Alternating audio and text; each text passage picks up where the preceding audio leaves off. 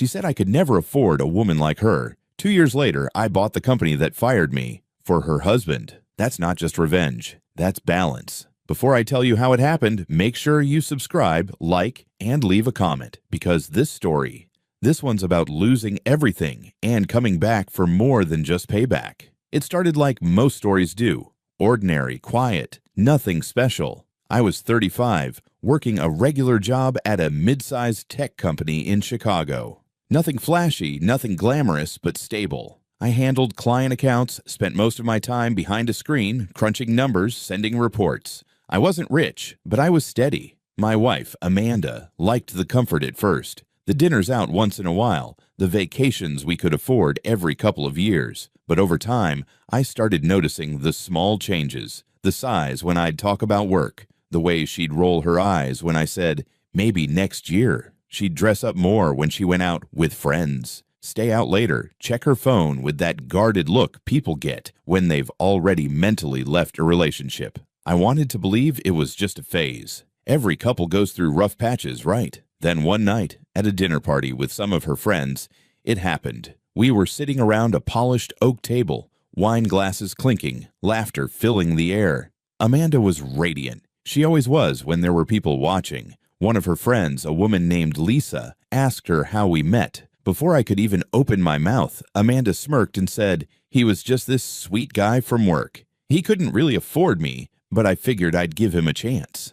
The table erupted in laughter. My face went hot. I tried to laugh it off, but the sting was real. She noticed. She leaned in close to me, pretending to whisper something affectionate, but instead she said quietly, "Don't take it so seriously, Mark. I mean, let's be honest. It's not entirely untrue." That night, when we got home, I tried to talk to her about it. I told her it embarrassed me, that it wasn't funny. She poured herself a glass of wine, looked at me like I was a child, and said, "You're too sensitive. You should be grateful, Mark. Women like me don't usually marry men like you." I remember standing there in silence, feeling something inside me crack. That was the night I realized I was living with someone who didn't respect me, someone who didn't even see me. A month later, I lost my job. The company was restructuring, and I was one of the cost-cutting measures. I came home that evening, holding the box with my things. A photo frame, some books, a coffee mug Amanda had given me once with "World's Best Husband" printed on it. She saw me, saw the box, and just stared.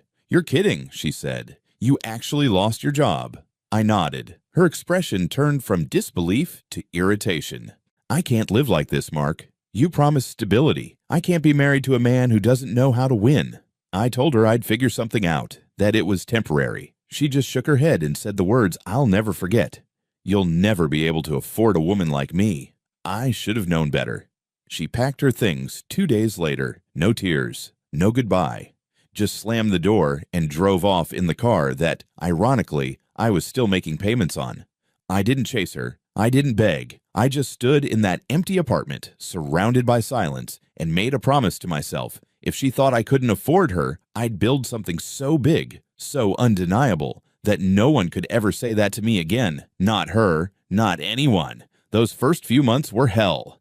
I was broke, angry, and sleepless. I worked temporary gigs, freelanced, and poured everything I earned into one crazy idea I'd been nursing for years, a small business analytics platform that could help companies manage their resources better. It wasn't glamorous, and everyone told me I was wasting my time, but I didn't care. I'd lost everything already. What more could I lose? I coded through the nights, worked shifts during the day, lived on takeout and caffeine. There were days I thought about giving up, about calling Amanda and admitting she was right. But every time I heard her voice in my head, "You'll never be able to afford a woman like me," it became fuel. A year in, something shifted. A local investor I'd met at a networking event liked what I was building. He took a chance on me, gave me enough seed money to scale the idea.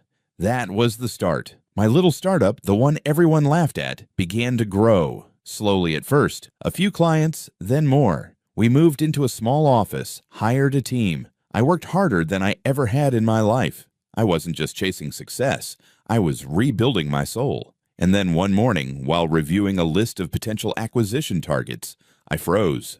The name of my old company was there, the same one that fired me. The same one where Amanda's new husband Ryan worked as a senior manager. I looked at that name for a long time, a smile slowly spreading across my face. It wasn't revenge I felt. Not yet. It was something colder, a sense of balance finally forming in the universe. I leaned back in my chair, stared at that list, and thought, this is where the story begins to turn. When I saw the name of that company, everything inside me went quiet. It wasn't rage or even excitement. It was something deeper, colder, more precise. The kind of silence that comes right before a storm. I remember sitting in my office, the morning light spilling through the blinds, my coffee gone cold, and thinking, what if I could actually pull this off? The idea of buying that company wasn't just about business. It was about rewriting a story that had started with humiliation and ended with loss. But this time, I wanted control over every chapter, so I didn't rush. I planned. My company had been doing well. We doubled our client base, landed a few major contracts, and had investors knocking at our door. But to buy out an entire firm like that, I'd need more capital, more leverage, and a reputation solid enough to make it possible. I spent the next 6 months building exactly that. I turned down smaller offers, consolidated assets, and formed partnerships with 2 major investors who believed in what I was doing. I worked around the clock again, not because I had to, but because I wanted to. Every decision, every email, every late-night meeting was a step closer to that moment. My team didn't know the personal motivation behind it. To them, it was just business expansion. To me, it was poetic justice in progress. One night, I came across a social media post that stopped me in my tracks. It was Amanda. She was smiling, standing next to her new husband, Ryan, the man she'd left me for. The caption read, "Proud of my husband's promotion. Hard work pays off." I almost laughed. Ryan's promotion was at the same company that once fired me, the same one I was now preparing to acquire. The irony was so sharp it almost hurt. I stared at that picture for a long time. She looked different. Still beautiful, yes, but there was something in her smile that seemed forced, rehearsed. I realized I didn't feel the same bitterness anymore, just determination. I didn't want her back. I didn't want to prove her wrong for her sake.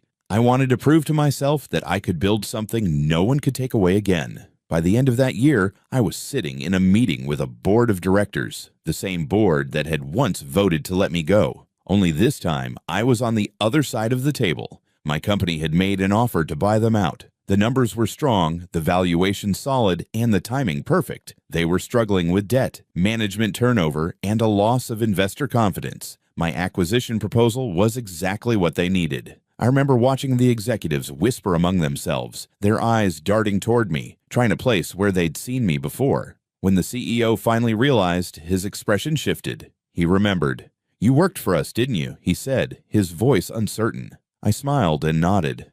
"Yes," I said. "A long time ago." The deal took weeks to finalize, but when it did, the moment was surreal. My company now owned the very place that had once discarded me like I was nothing. I walked through the building on my first day as owner. The same corridors, the same offices, the same smell of burnt coffee and printer ink. But everything felt different. People greeted me politely, unaware of the history that lingered in those walls. I stopped outside one office door and saw a familiar name on the plaque, Ryan Miller, Senior Operations Manager. I stood there for a few seconds, then smiled faintly and moved on. Not yet, I thought. A few weeks later, I called for an all-staff meeting. It was routine. I introduced myself as the new owner, thanked everyone for their work, talked about the direction the company was heading. It was all very professional, but as I spoke, I noticed her, Amanda. She was standing near the back of the room, holding a stack of papers, her expression frozen.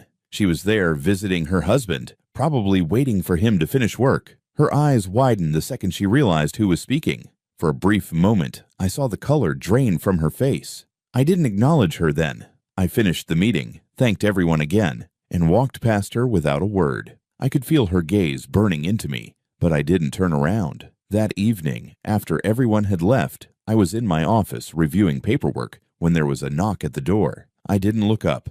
"Come in," I said, and there she was. Amanda standing in the doorway, clutching her bag like it was a shield. For a moment, neither of us said anything. Then she spoke, her voice smaller than I remembered. "I didn't know," she said. "I didn't know this was your company. I looked up at her and smiled, calm and steady. "No," I said. "You didn't." She hesitated, trying to find her footing. "You've done well," she said quietly. I nodded. "I have." There was silence again. She took a small step closer, her eyes searching mine for something. Maybe regret, maybe pride. But all she saw was peace. She looked down, her voice trembling. "I shouldn't have said what I did back then." I leaned back in my chair, watching her carefully. "You said what you believed," I replied, "that I could never afford someone like you." She flinched, as if hearing her own words out loud after all those years hurt more than she expected. "I was wrong," she whispered. I smiled faintly and said, "Yes, you were."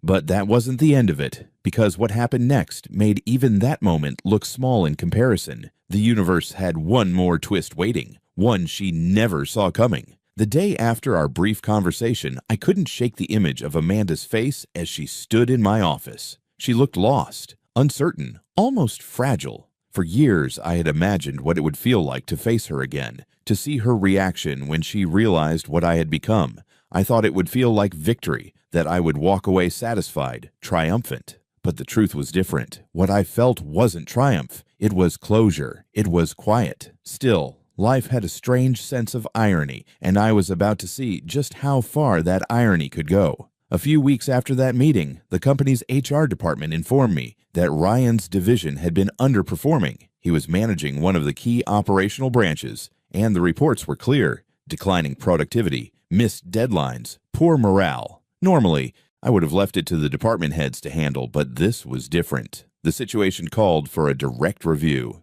I requested a performance meeting with all department heads, including Ryan. When he walked into the conference room, he didn't recognize me at first. He shook my hand politely, introduced himself, and sat down across from me. It wasn't until I began speaking that I saw the recognition flash in his eyes. His posture stiffened slightly, his confident smile faltering. He glanced down at the nameplate on the table, reading my name again as if trying to convince himself it was real. "Mark," he said slowly. You used to work here, didn't you?" I smiled. "Yes, I did. Until I didn't." The meeting was formal, strictly business, but there was an unspoken tension that filled the room. Every time I spoke, Ryan's discomfort grew. Every time he presented an excuse for his department's performance, I countered it with data, calm and precise. The other managers watched quietly, sensing there was more beneath the surface, but not daring to interrupt. When the meeting ended, I dismissed everyone except him. He lingered in his seat, uneasy. I leaned forward slightly and said, "You're smart, Ryan. Ambitious. But I expect better results. You've got 3 months to turn things around." He nodded, avoiding eye contact, muttering something about making improvements. As he stood to leave, I added, "Oh, and tell Amanda I said hello." He froze for a moment before walking out without another word. Over the next few weeks, I focused on expanding the company's reach. We secured new contracts, upgraded our systems, and restructured departments that had been stagnant for years. Meanwhile, I kept hearing small pieces of gossip floating through the office about how Ryan was struggling, how tensions at home were growing. It wasn't my intention to interfere in his personal life, but it was clear that the pressure was eating away at him. One evening, as I was leaving the office, I saw Amanda waiting outside the building. She looked different again, tired, anxious. When she saw me, she straightened her posture and gave a faint smile. "Can we talk?" she asked. I hesitated, then nodded. We walked to a small cafe down the street, one of those quiet places with warm lighting and the faint smell of roasted coffee beans. She started talking before we even sat down. "Ryan's been distant," she said softly. "He's under a lot of pressure at work. I didn't realize you were the one in charge now."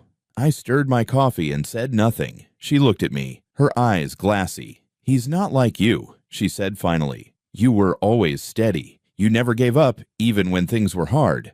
I didn't see it then." I looked up at her, and for the first time in years, I saw the truth in her expression: regret. Not the shallow kind people feel when they get caught in their mistakes, but the deep, lingering kind that grows quietly over time. "Amanda," I said calmly, "you made your choice. You told me I couldn't afford someone like you. Maybe you were right then, but you were measuring worth by the wrong scale." She lowered her eyes, tracing her finger along the edge of the cup. "You changed," she whispered. I smiled faintly. No, I said. I just stopped trying to prove my worth to people who couldn't see it. The silence between us was heavy, filled with everything we'd never said when we were together. After a moment, she spoke again. Ryan doesn't know how to handle this, she admitted. He's scared you're going to fire him. I leaned back and folded my arms. Should he be? I asked. She didn't answer. Instead, she looked at me, her eyes searching for the man she once knew. But that man was gone.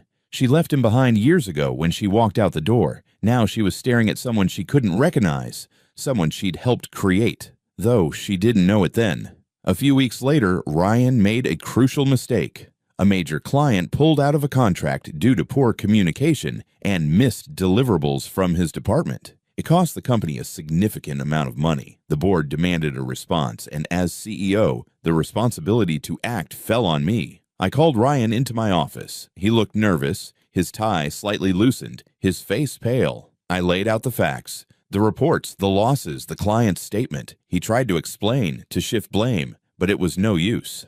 Ryan, I said quietly, I've been where you are. I know what it feels like to lose everything. But the difference between us is I didn't make excuses. His eyes flickered with anger, then shame. I continued, You're being released from your position effective immediately. HR will handle the details. He stood there in stunned silence, his lips tightening as he fought to hold back whatever he wanted to say. Then he left. That evening, as I was getting ready to leave the office, I saw Amanda again, this time waiting by the elevator. Her eyes were red, her hands trembling slightly. You fired him, she said quietly. I nodded. It was a business decision. She shook her head. You knew what it would do to us. I met her gaze and said, Now you know how it feels to lose something you thought you'd never lose. Her lips parted as if to argue, but no words came. I stepped into the elevator, the doors closing slowly between us, her reflection fading in the polished metal until it was gone. For the first time in years, I felt a strange peace, not from revenge, but from release. I didn't need her to see me as successful. I just needed to see that I'd moved beyond her. But I had no idea that the next time I'd see Amanda, it wouldn't be in an office or a cafe. It would be somewhere completely unexpected where the final piece of this story would fall into place. It was about 6 months after that day in the elevator when I saw Amanda again. I hadn't thought about her much since then. Life had moved on. The company was thriving, my team was expanding, and I was traveling more than ever. There was a quiet satisfaction in knowing I had built something out of ashes, something that no one could take from me this time. I wasn't chasing revenge anymore. I was simply living. One evening, I was attending a charity gala downtown. It was one of those high-profile events where the city's most influential business owners and investors gathered under crystal chandeliers, exchanging smiles that never quite reached their eyes. I had been invited as one of the major sponsors. I was walking through the crowd, shaking hands, talking business, when I heard a voice behind me, soft, familiar, uncertain. Mark? I turned, and there she was. Amanda. She looked different, not in a way that time alone could explain. The sharp confidence she once carried like armor was gone. Her dress was elegant, but modest, her hair pulled back simply. There were faint lines around her eyes, the kind that come not just from age, but from disappointment. She gave a hesitant smile. I wasn't sure if that was really you, she said. I nodded slightly. It's me. For a moment, she seemed unsure of what to say. I could see her eyes scanning the room, taking in the people I was speaking with, the attention I was getting, the quiet respect that followed me now. It was the same kind of environment she used to crave. You look, she began, pausing as if the words themselves were difficult. You look incredible, successful, different. I smiled faintly. You look the same, I said, though we both knew it wasn't true. Her expression softened, almost sad. I've heard about you, she said quietly. Everyone has.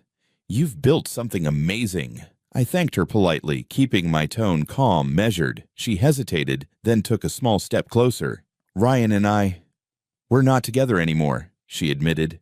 Things fell apart after he lost that job. He couldn't handle it. He blamed me, blamed everything. I tried to make it work, but... Her voice trailed off, her eyes distant. Anyway, it's over. I nodded, unsure of what to say. Part of me wanted to feel vindicated. to feel that sense of satisfaction she had once stolen from me when she walked away. But I didn't. I just felt distant, detached, like I was listening to the story of a stranger. "I'm sorry it didn't work out," I said, my tone sincere. She looked at me, searching my face for something. Maybe forgiveness, maybe pity. "Do you ever think about us?" she asked. About how things might have been different. I looked around the room, at the laughter, the soft music, the glow of the chandeliers reflecting off the glass walls. Then I looked back at her. "No," I said simply. "I used to, but not anymore." She seemed to flinch at that, as if my calmness hurt more than anger ever could. She tried to smile again, but her voice trembled. "I didn't mean what I said back then, you know. When I told you that you could never afford someone like me, I was scared. I wanted a life that felt secure, that looked perfect. I thought you weren't enough for that." I nodded slowly. "You were right about one thing," I said. "I couldn't afford you, not because I didn't have enough money, but because you were too expensive in all the wrong ways." The words hung between us, quiet but sharp. She lowered her gaze, her hands tightening around the small clutch she carried. "You've changed," she whispered again. "You're colder." I smiled faintly. "No, just clearer." There was a pause long enough to feel the weight of every unsaid thing between us. Then she spoke again, her voice barely above a whisper. "I miss what we had." I looked at her, not with anger or resentment, but with the clarity that comes only when the past has lost its hold. "What we had," I said softly, "was built on me trying to be enough for you. But real love isn't about proving worth.